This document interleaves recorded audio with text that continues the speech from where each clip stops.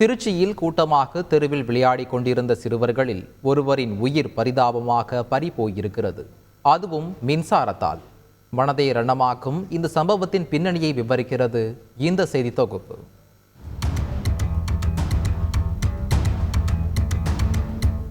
சாலையில் துள்ளி விளையாடி கொண்டிருந்த மகன் திடீரென துடித்து இறந்து போனதை கண்டு அதிர்ச்சியில் உறைந்து போன தாயின் கதறல்தான் இது.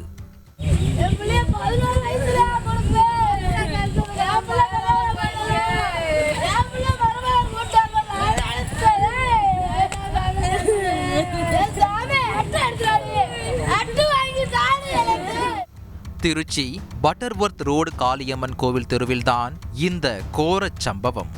அதுவும் மின்வாரிய ஊழியர்களின் அலட்சியத்தால் அரங்கேறி இருக்கிறது என்பது அப்பகுதிவாசிகளை கதிகலங்க செய்திருக்கிறது.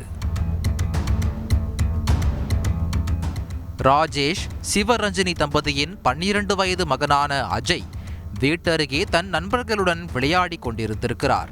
அப்போது சாலையோரத்தில் இருந்த மின்கம்பம் மீது சாய்ந்த சிறுவன் கம்பத்தில் தொங்கிக் கொண்டிருந்த வயரை விளையாட்டாக தொட்டதில் மின்சாரம் தாக்கி தூக்கி வீசப்பட்டிருக்கிறார். இதில் அவர் துடித்து இறந்து போகவே பதறி துடித்தனர் பெற்றோரும் உறவினர்களும்.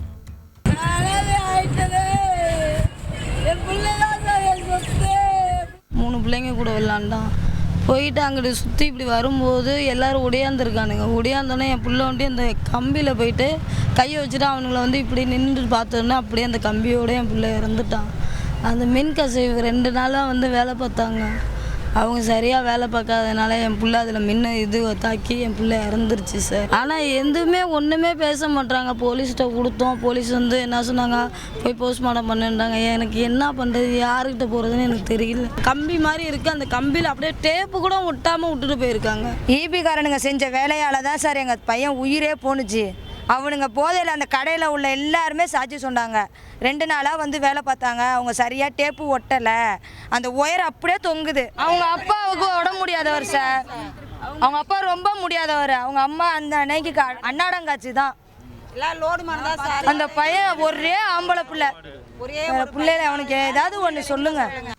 கடந்த 2 நாட்களாகவே இப்பகுதியில் உள்ள மின்கம்பங்களில் மின் விளக்குகளை சரி செய்யும் பணியில் மின் ஊழியர்கள் ஈடுபட்டு வந்துள்ளனர். அப்போது மின் வயர்களை அபாயகரமான நிலையில் அப்படியே கீழே தொங்கவிட்டு சென்றதே சிறுவனின் இந்த உயிர் பலிக்கு காரணம் என பகீர் குற்றச்சாட்டு முன்வைக்கப்பட்டுள்ளது. மழைக்காலம் நெருங்கி வந்திருக்கும் சூழலில் இது போன்றதொரு அபாயம் இனிமேல் நடக்கா வண்ணம் உரிய நடவடிக்கை எடுக்க வேண்டும் என்பதே கோரிக்கையாக உள்ளது. செய்திகளை உடனுக்குடன் தெரிந்து கொள்ள உடனே சப்ஸ்கிரைப் பண்ணுங்க.